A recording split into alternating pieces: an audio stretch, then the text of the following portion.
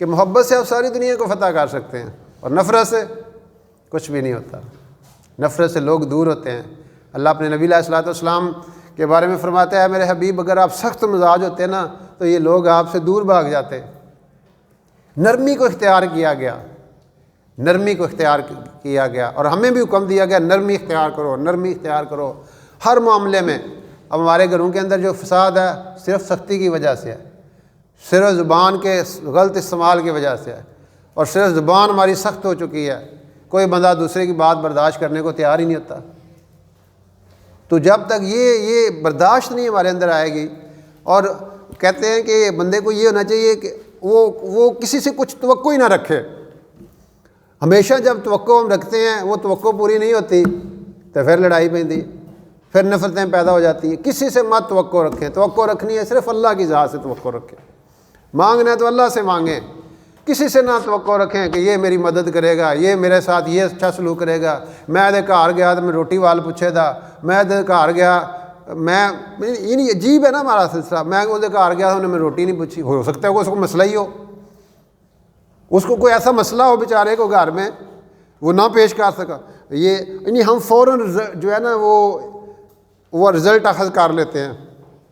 ایک بندے نے ہمارے ساتھ بہت نیکیاں کی، کسی کی وجہ سے کوئی وہ نہیں ہمارے ساتھ اچھا سلوک کر سکا، ساریاں نیکیاں پانی پھیر دیں سی، لنک پھیر دیں، چلو جی پچھلیاں بھی زیرو، آرشا ڈیلیٹ کر دیو۔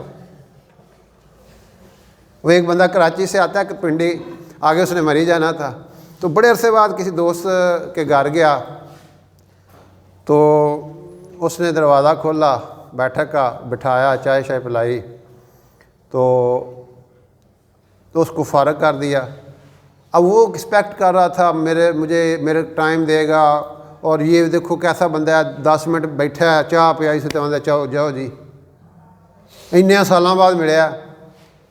اوکے وہ اس سے ناراض ہی ہو گیا کہ انہیں ولے طرح میں ٹریٹ نہیں کیتا جی، ولے طرح میں ٹریٹ نہیں کیتا، میں اننے چرے بعد وہ کول آیا۔ اللہ دی شان، انہیں اس بعد کو 2-4-10 دن بعد فون بھی ٹرائی کیتا، وہ فون ہی نہ اٹینڈ کرے۔ میں دا فون کیوں اٹھانے، اننے چرے بعد گیا تو میں مطلب ولے طرح پوچھا بھی نہیں سو۔ اب وہ 2-4 سال بعد کہیں ملا تو اس نے بتایا دیکھو بات یہ ہے کہ اس دن جس دن تم آئے تھے نا، تھوڑی دیر پہلے میرا ایک ہی بیٹا تھا وہ فوت ہو گیا تھا۔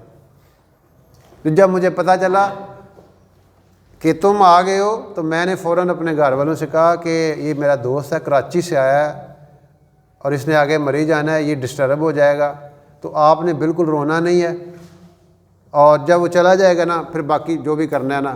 تو میں نے اپنے گھر والوں کو بڑی مشکل سے چپ کرایا اور تمہارے لیے چائے تیار کی، اور تمہیں محسوس بھی نہیں ہونے دیا کہ ہمارے گھر میت پڑی ہوئی ہے۔ اب جب اس نے یہ سنا تو پھر اسے اپنے اوپر افسوس ہونے لگا، یار میں کیسا بندہ ہوں، میں نے یہ سوچا ہی نہیں، میں نے فوراً اندازہ لگا لیا، میں نے فوراً کہا آؤ جی ویکھو انہیں میرے نال کیا کیتا۔